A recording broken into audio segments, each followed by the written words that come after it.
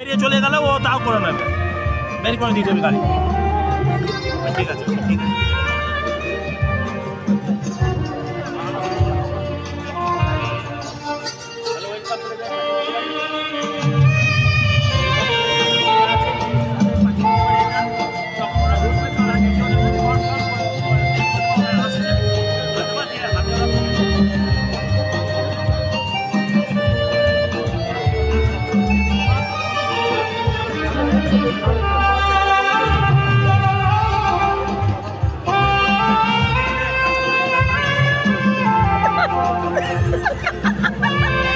একটু সিদ্ধ হচ্ছে না, জিলাপির দিকে আমাকে বলছি